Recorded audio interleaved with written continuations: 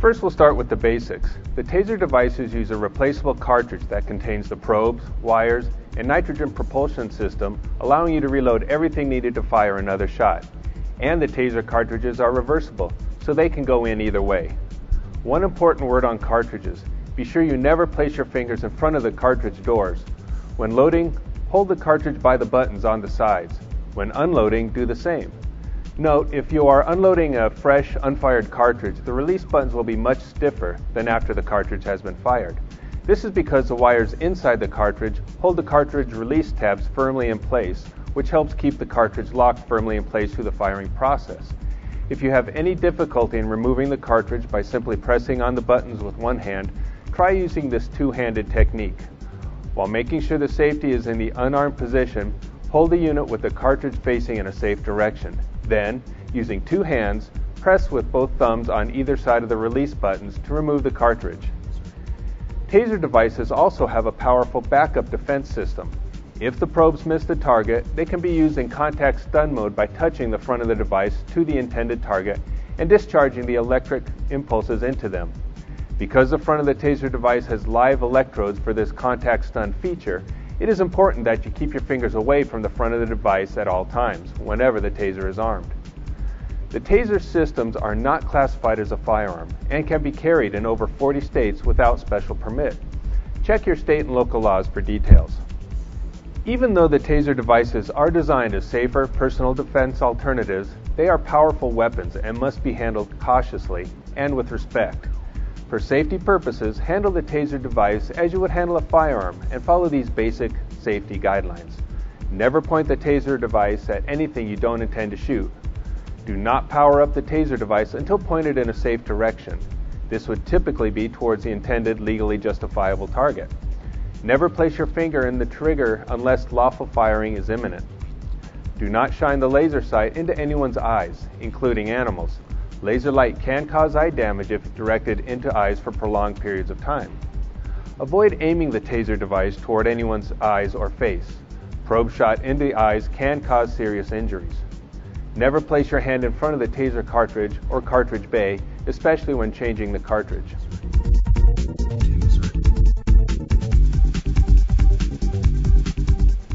The TASER C2 consists of two main systems: the TASER device that contains all the electrical and power components necessary to operate the C2, and the TASER cartridge that contains the compressed nitrogen, probes, and wires. Let's take a look at the different components of these two systems. Lithium power magazine, or LPM, containing two 3-volt photocells, LPM release button, safety cover, trigger, LED indicator light, low intensity lights, optional laser sight, TASER C2 cartridge, blast door, TASER cartridge release buttons. First, let's take a more detailed look at the TASER device. The lithium power magazine, or LPM, is a power source for the TASER C2. It has a 10-year shelf life. It contains two 3-volt photolithium energy cells. The LPM can operate the TASER C2 for over 25 minutes of continuous firing or over 50 firings of the full 30-second discharge cycle.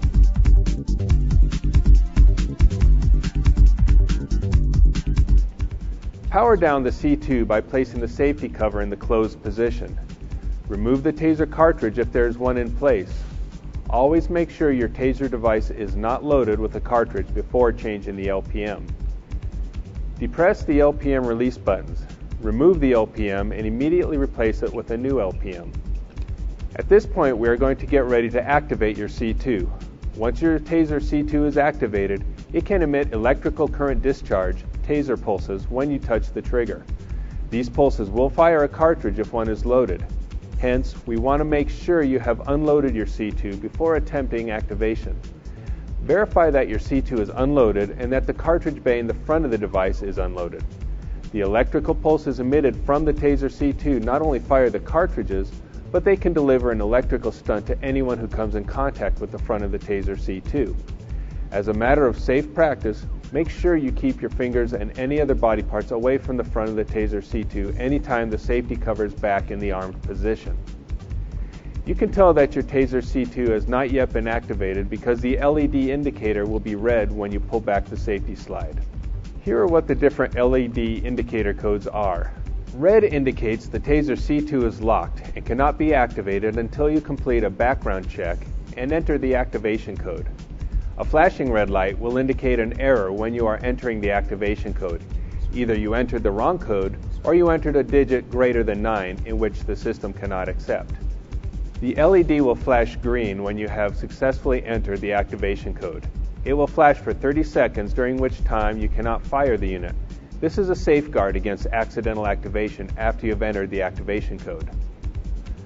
Green indicates that your TASER C2 is live, has a fresh lithium power magazine battery system, and is ready to fire.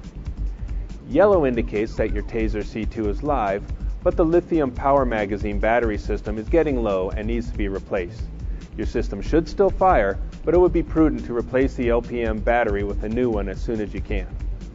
Now you will activate your TASER C2. First, you should locate the serial number on your TASER C2. The serial number is located on the barcoded label on the bottom of the device. You will need this serial number to complete your background check and receive the activation code.